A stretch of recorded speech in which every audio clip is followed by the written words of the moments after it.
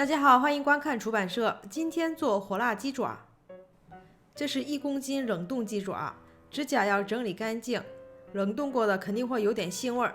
我们先焯水，热水下锅。如果是新鲜的冷鲜鸡，这一步是可以省略的。鸡肉去味可以用生姜，可以用料酒，我今天用的是咖啡。计划放一半的，不小心倒多了，变成了一锅特别提神的鸡爪。煮3-5分钟，一些血沫会浮上来。因为咖啡的原因呢，鸡爪变得比平时颜色更深。这个脏水倒掉，换锅清水，大火烧开之后转中火继续煮25分钟。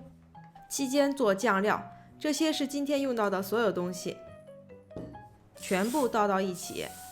酱油用的是生抽，辣椒酱是我之前自己做的，做法可以翻翻我之前的视频。做好之后，你可以放冰箱里，吃的时候拿出来和肉拌一拌，但是最好不要超过1周。再来点胡椒粉，一点芥末。芥末不一定要放，是很微妙的差距，家里有的话你可以试试。酱做好了，我们先放到一边。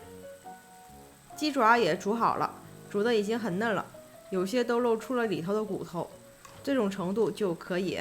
鸡爪全部捞出。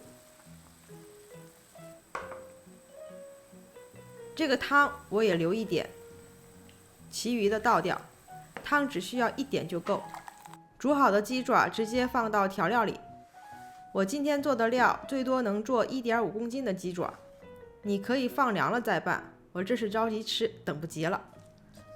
上次做辣椒酱的时候用的辣椒粉是青阳辣椒做的，就和我们的小米椒一样，很辣的。如果你家里的调料不够辣，你可以再切点小米椒放里头。火辣鸡爪嘛，就得够辣才过瘾。拌好之后，可以在冰箱里放几个小时，一是入味，二是发酵，味道会更好。我这么着急吃，肯定是直接做了。全部放进锅里，加汤是为了防止粘锅，有调料的东西特别容易粘锅。加清水，味道就冲淡了。反正煮完鸡爪剩下那么多汤，我们利用一下。其实鸡爪已经煮得很烂糊了，只需要大火炒到收汁儿，也就3-5分钟的时间，炒到这种程度就可以了。一定要开油烟机啊，辣味很呛鼻。加点青椒，增加一下色彩。好了，这种程度就可以关火了。最后再来一把芝麻，也可以来1勺香油，我今天就不放香油了。怎么样，看着是不是很有食欲？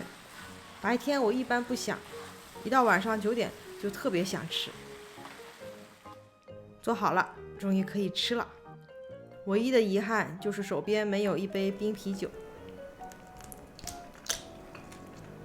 虽然没有经过腌制，但是本身鸡爪肉也少，入味也快，也还不错。今天的视频就到这里了，记得关注订阅我的频道，我们下次再见，拜拜。